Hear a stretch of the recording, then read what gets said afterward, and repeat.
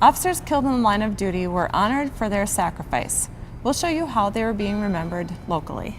It takes coordination to keep a city department running efficiently. We'll talk about how Public Works is practicing this in more ways than one.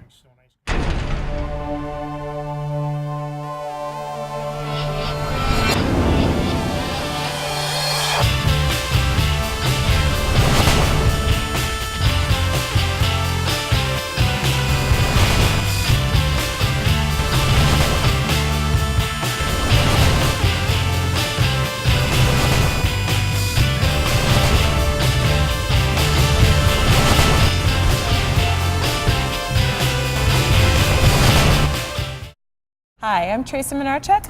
And I'm Ron Hawkins. Welcome to Lake Erie Butte. You'll notice we're not in the studio this month, but we're actually at the Public Works Department, where we'll be showing you around a bit later. But first, law enforcement gathered in Arden Hills for the 4th annual memorial to remember officers who have been killed in the line of duty. Survivors were comforted by the assurance their loved ones and colleagues will not be forgotten.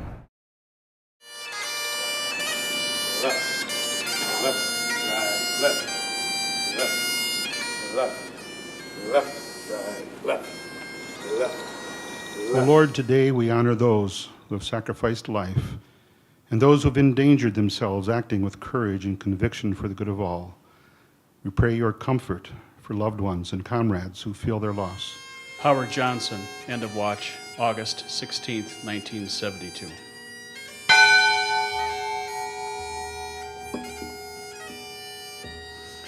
My dad had just been home and had lunch with my mom and said to the dog when he left, "I'd really like to take a nap with you and not go back to work today, but I have to." And so because he was a plainclothes detective and he had an unmarked car, he surprised the bank robber who jumped down from a big pine tree, and he shot him at point blank range. Beautiful, for heroes proved in liberating strife. I feel fortunate that I had a wonderful father for 22 years. For themselves, their country loved. I want to thank all the families who are here of the fallen. It is so important for law enforcement and for the citizens of our state that we never ever forget those who gave their lives to serve the rest of us.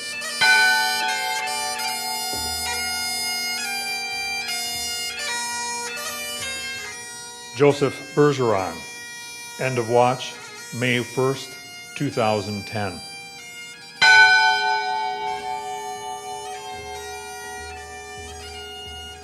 May time never erase the sacrifices that were made. May no officer ever fall alone to lie cold in their grave.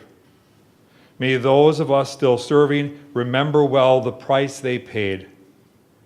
May their memory stand forever as those who went down brave.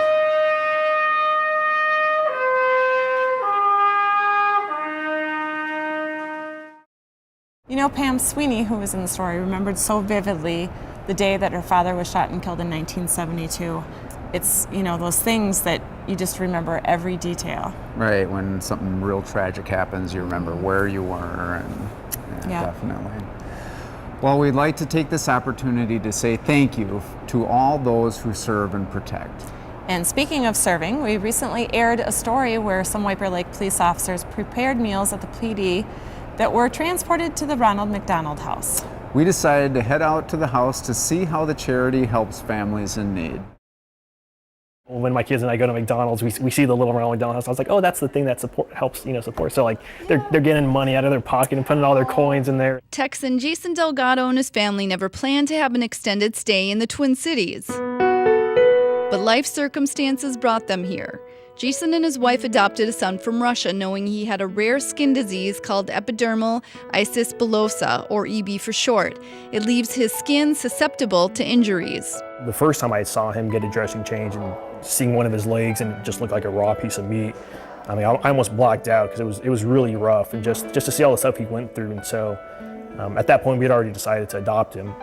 And so at that point, your kind of parent instinct kicks in, like, well, whatever I can do for my child, that's what I'm going to do. The Delgados moved to provide their son Anton with first-rate medical treatment. They've been staying at the Ronald McDonald House on the U of M campus since March. He finds comfort spending time with other families in similar circumstances. There is a camaraderie amongst even the people down here, because you know everyone's here for some kind of special medical procedure, so it's an easy way to get to know people, and you wind up having a lot of the same experiences, like, oh yeah, I went to that doctor, yeah, I had to wait in the waiting room for 4 hours today, or you know, my kid's sick again in the hospital. The Ronald McDonald House provides families like the Delgados living more than 60 miles from the Twin Cities a place to stay. With the U of M Children's Hospital just minutes away, it's convenient, and staff and volunteers provide families all the amenities of home. You took everything else that I would have worried about off my list so I could just focus on my child and getting them back to health. And that's incredibly powerful to know that you're able to give that gift to families. The house was purchased 36 years ago and has 48 rooms. There's a school, internet, exercise equipment, a touchscreen computer monitor with the day's activities, and free laundry service. In addition to fully stocked pantries, every night volunteers prepare a home-cooked meal. It's just a great way to give something to people who are in a position of needing it, needing some help and some, you know, a little TLC. Which means tacos, lettuce, and cheese. For the second year, employees from Uptown Dermatology are taking over the main kitchen. Adeline Danforth started the tradition. She stayed at the house with her young son for 3 nights when he was sick with the fever. It was hard, you know, you really, as a parent, you can try to put yourself in their position. You can't until you are, but I just thought that having a place like Ronald McDonald House, if I was in their situation more long-term, how incredible it really is. All these kids that are going through an illness, they're kids. CEO John Stanek says families from around the world stay at the house. Saudi Arabia. And even though not every ending is a happy one, families are always grateful.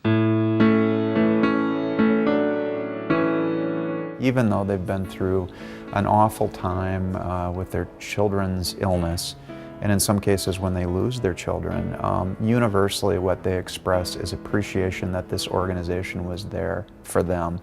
You know, a pretty common comment from a lot of parents is, I never thought I would need something like the Ronald McDonald House, but when my child became ill, I don't know what I would have done if you weren't there. Good job!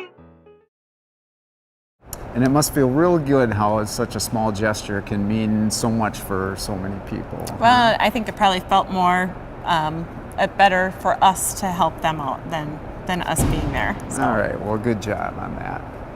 And I'd like to remind people about your event to raise money, and to make sure to check out your Facebook page to learn more about it or to donate. Well, thank you, Tracy. Thanks for reminding people, and now Sergeant John Vetty would like to remind you about crosswalk safety as we go to break. Hello, I'm Sergeant John Vetty with the White Bear Lake Police Department. 40 pedestrians are killed every year in Minnesota, and with outdoor events like Market Fest approaching, everyone needs to follow crosswalk laws. Drivers must stop for crossing pedestrians at marked crosswalks and at all intersections without crosswalks or stoplights. Pedestrians must obey traffic signs and signals at all intersections that have them. Cars stopped for pedestrians can proceed once the pedestrian has completely crossed the lane in front of the stopped car. Pedestrians must not enter a crosswalk if a car is approaching and it's impossible for the driver to stop. When a car is stopped at an intersection to allow pedestrians to cross the roadway, drivers of other cars approaching from behind must not pass the stopped car. If you fail to obey these simple yet life-saving laws, you can be charged with a misdemeanor, and a second violation within 1 year is a gross misdemeanor. Let's keep our residents safe and have a fun and accident-free summer. I'll see you next time. North St. Paul Notes is a monthly show that will keep you up to date on the news and events that are of interest to the residents of North St. Paul. This month, we're going to learn about the Northeast Metro 916 Construction Occupation Careers Program. So make sure you don't miss the June edition of North St. Paul Notes, right here on GTN Channel 16.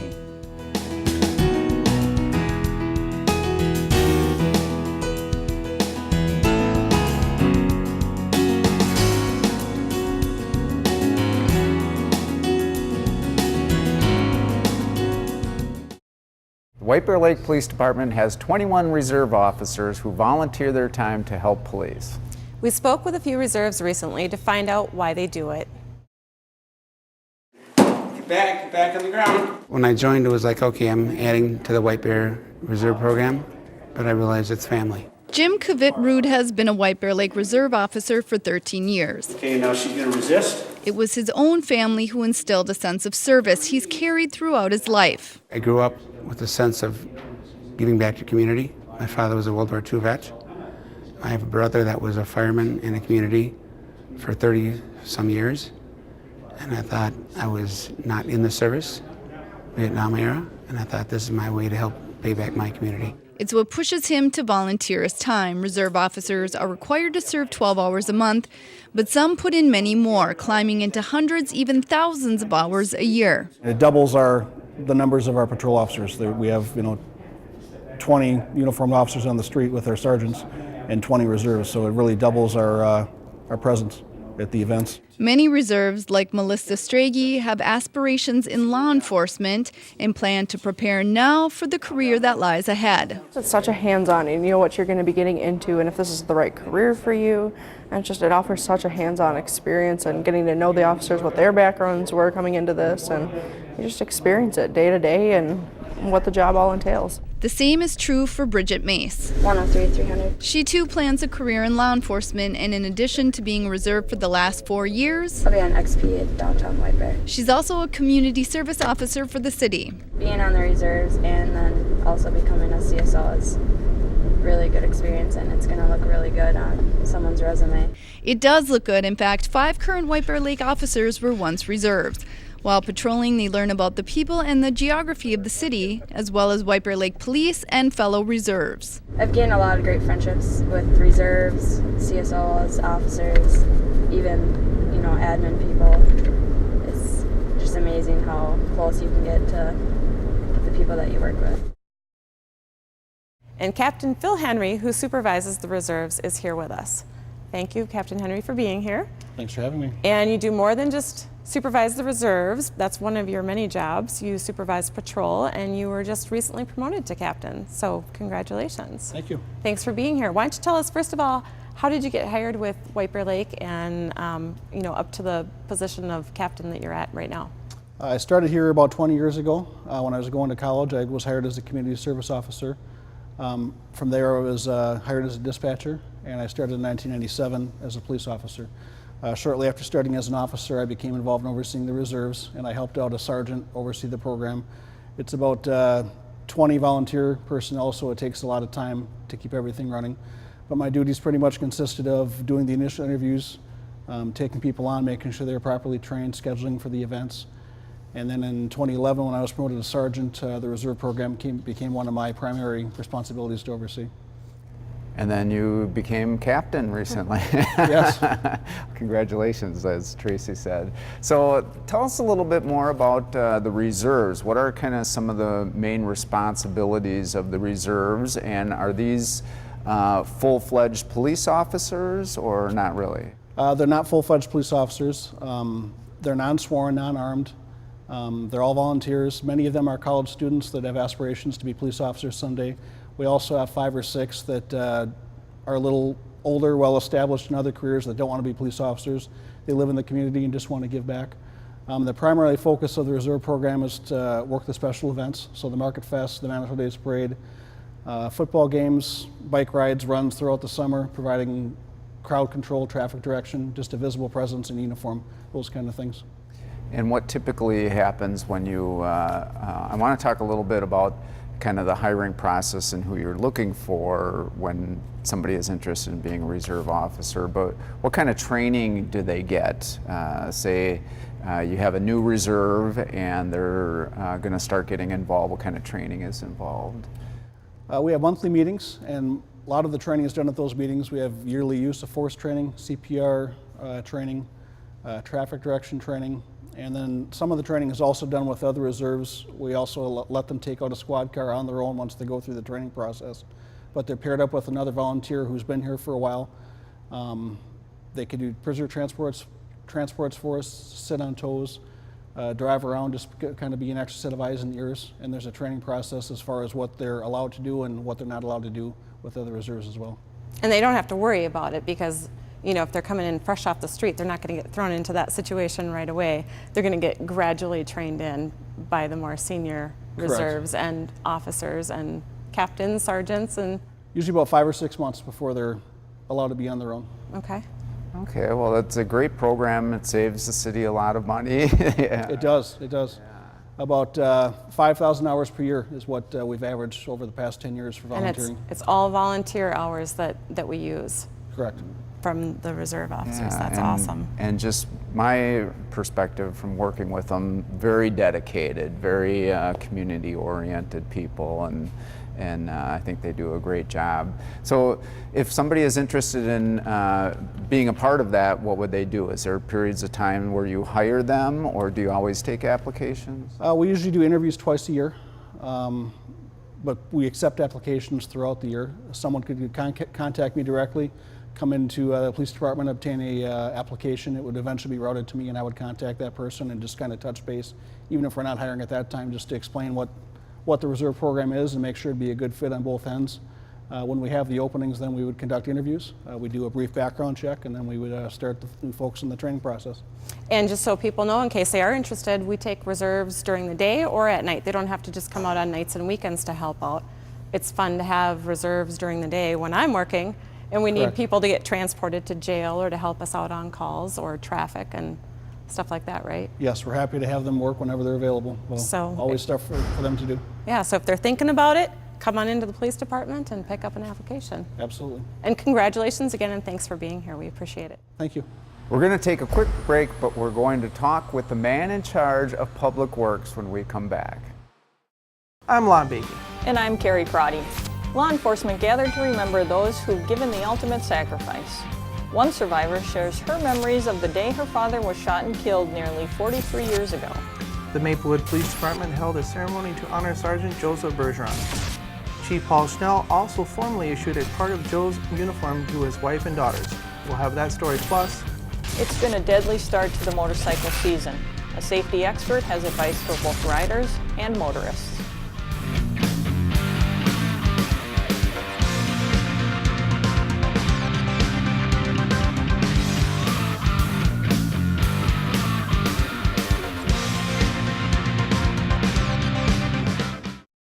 As we mentioned, we're out at White Bear Lake Public Works this month, and they have a great building here. We're going to be checking out a few green features. Superintendent Dan Pawlenty and the city horticulturist Ann Fleischhacker is here with us out on the Public Works rooftop. Thank you both for being here. Glad to be here. Yeah, happy to have you on the show. So can you just kind of give us an overview of the building here? When was it built? And maybe when you were looking to build this, what are some of the main things that you wanted to accomplish? Sure. Yeah, this building was constructed in 2010, and we moved in December of 2010. And from our old building, it was the function and operability of the building itself for our people and our vehicles. So the enhancements there, where we have truck trailer storage, we have storage where we can store our plows inside instead of outside. That's a huge operational enhancement and function during snow and ice control in the winter months. We can respond quicker and get out of the shop quicker during storms in the winter. So that's a huge function for us. Also, the truck trailer parking, we have a lot of vehicles in our operation where we have a need to have truck trailers hooked up, whether it's mowers or blowers or sweepers at different times of the season. So that also gets us out of the shop a lot quicker, and we're just that much more efficient from an operability perspective. In the old place, you guys were outside. You would have to probably load up trucks and trailers and to get them ready for a work site, but now you can kind of leave them ready to go the night before, is that? That's correct, yeah. We had to maybe move 3 vehicles to get at 1 vehicle, which just slows everything down. All the plows and everything were outside. We had to dig them out of a snowbank to hook them up and go. So yeah, this is a big change for us in a good way. So Dan, Public Works is involved in an awful lot of stuff, a lot of things that even probably the general public don't even realize that you're involved in unless something bad happens. But one of those things is maintaining the city's vehicles, right? Can you talk about that? Yeah, we have 5 divisions that work out of this area. We have water, sewer, parks, fleets, and streets. One major function for the entire city internally is the function of our fleets department. We have a maintenance shop here. We work on all the ambulance, fire vehicles, police vehicles, and our own public works vehicles. There's over 150 pieces of rolling stock the city has, so it keeps us really busy. Okay, and so the building itself, I understand there's an awful lot of environmentally responsible things that are in the building. Can we talk a little bit about some of those things? Sure. We have photovoltaic panels, which are solar panels, and so we have a large grid of solar panels. If the sun's out, we can pick up on that, and that shoots the energy from the solar panels right into our power grid here in the building, which is a cost savings element. We've also got the position of the building. We capitalize on south side exposure with windows so we can catch that sun in the wintertime. It really keeps the heat costs down. So that's another big enhancement that we have.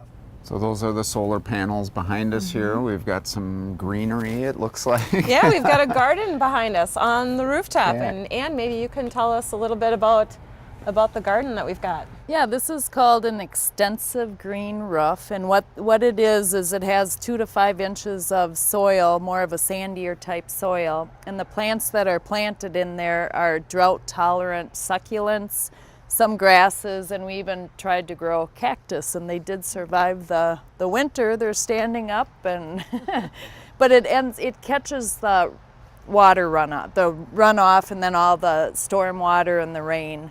So it doesn't, it helps with the stormwater runoff. Right, so if this wasn't here, the water would go out. It would just gush into the streets. It would pick up contaminants and go into our water system that will, cause pollution into the lakes. And so what happens with the runoff from here? Just kind of soaks it up. It'll take about an inch of water, and then the rest, if we have gushing rainfalls, it will.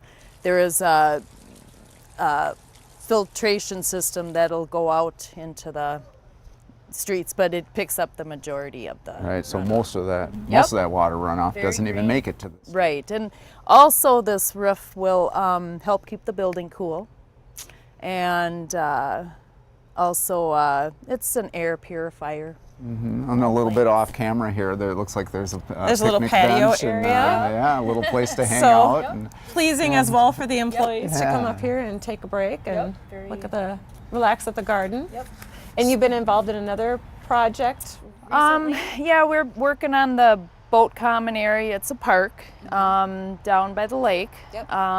So we've been planting plants there and just making it pleasing to the city. We'd like them to come and look at it and enjoy it. And I understand there's something new with the sod out there. There's some kind of film or something on the sod so that the fire trucks can pull onto it? If they have to go on there, it's like a mesh material that they put kind of tilled in with the soil, kind of sand, and it just packs nice. As far as it's stronger than sinking in mud. Right. I'll have to test that out. sometime. Bring the truck over there and Not drive right away. around. It's brand new. Ronald. Oh, okay.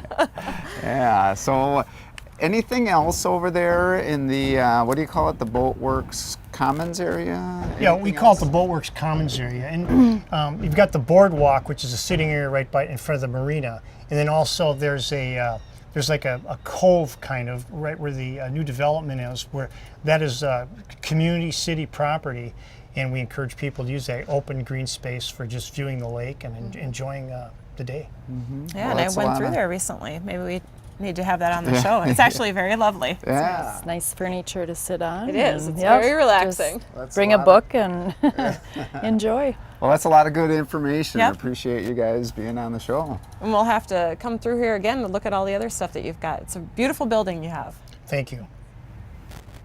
Flags are an important part of our country and state's history and ceremony. But how many people actually know about Flag Day? We decided to learn more about this lesser-known day.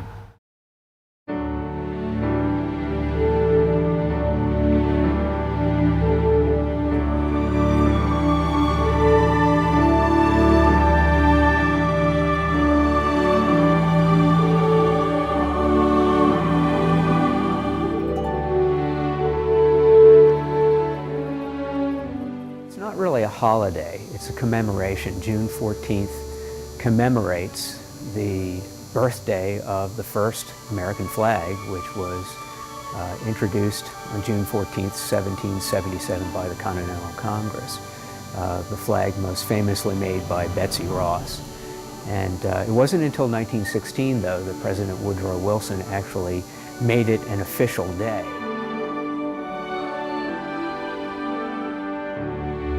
If you look at flags that are made today, they're going to be machine sewn, if they're in fact sewn. Many times, if it's a state seal, for example, on a Minnesota state flag, it will actually be printed, silk screened on to the material.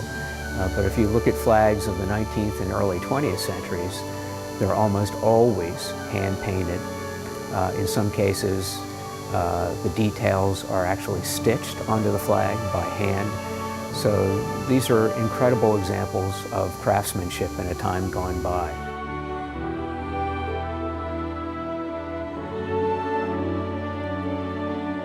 This is the Minnesota state flag that was carried to the moon and back on Apollo 11. This is the piece of lunar sample that was brought back. Actually, lunar dust would be more appropriate, I think. Flags are used in official ceremonies, both government-related, political-related, in part because it's an example of patriotism. We are representing our country in those ceremonies, but they're also used, of course, in funeral ceremonies of military and law enforcement personnel because it's a way of recognizing the sacrifices that they've made for this country. Obviously, you want to show your patriotism and your love for your country by displaying your flag appropriately. And I think that it's a great day to remember the sacrifices of the many people that have made this country what it is, and to remember just how important it is to keep freedom and liberty alive, to keep the things that are unique about the United States alive in the hearts and memories of those who gave so much. Flag Day is June 14th, so make sure to fly your flags proudly. If you'd like to look at the flags shown in the story, check out the History Center's website. And it's time for us to check out. Thanks for joining us, and we will see you next time.